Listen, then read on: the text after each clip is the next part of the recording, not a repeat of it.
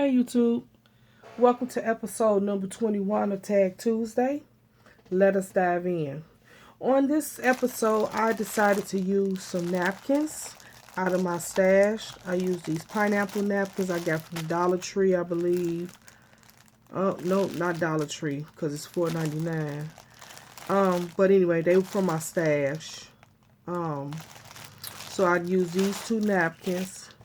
I use this E6000 adhesive. I use this Spellbinders pineapple. I love this dye. Beautiful dye. Then I use Stephanie Bernard's watermelon stamp set. I use this Happy Summer and Enjoy off of here. I also use this archival ink. I used some Mod Podge.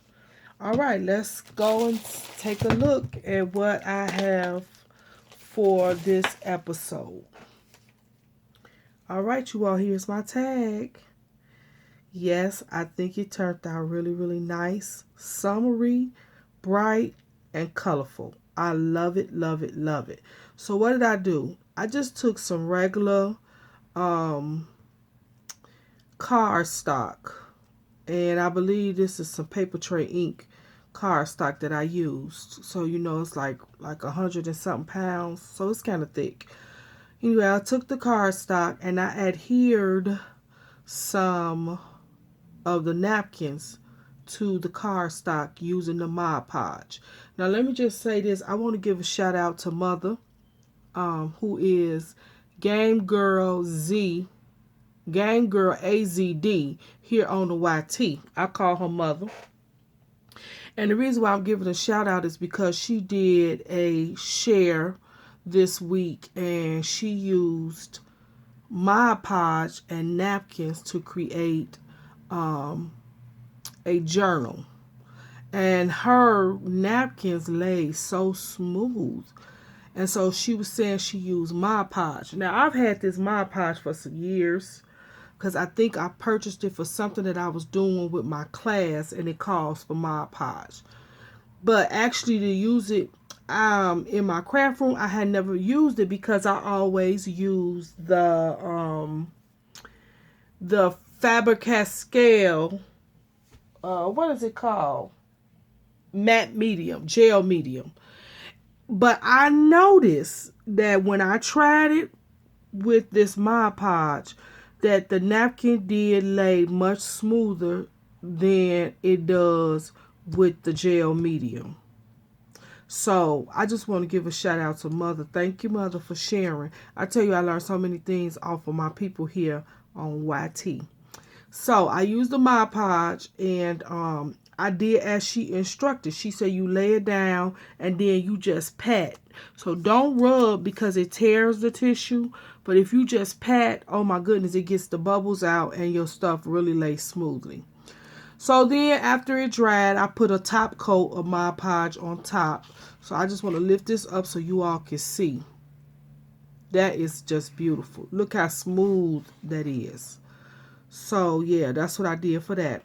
All right, then I decided to take some a clear acetate sheet that I had in my stash, and I adhered the pineapple to the top of the acetate sheet, and then I stamped Happy Summer and Enjoy. I love this tag. I love this tag. So it's a I love it. It's a 2-piece tag.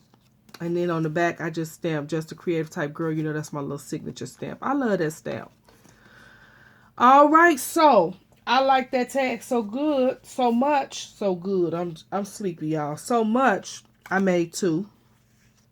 Yes, I really enjoy doing these with the acetate. Now, here's the trick with the acetate, because this is my first time stamping on acetate. And what I found was, first of all, I knew I had to use the archival ink for it to stick. The second thing that I had to figure out was I had to let it dry, like sit for like 20 minutes to dry, because the ink will smear off. But once I let it sit for the 20 minutes, it like dried whole and nothing is smearing. Okay, so if you're going to use the acetate piece, just know that you got to let that ink dry. And when you applying the stamp to the acetate piece, I had to be really, really light-handed because I tend to be heavy-handed in everything that I do. So when I would press down on the stamp, it would slide. So I had to just do light pressure, lightly apply it so that it'll hold to the acetate and then release it. So I just thought I would share that with you all. But these came out really, really nice. All right, so those was my first set of napkins. I had so much fun with the napkins and the Mod Podge that I didn't want to stop Mod Podging. So I went on and I did the watermelons the same way, same technique. They came out really, really, really nice.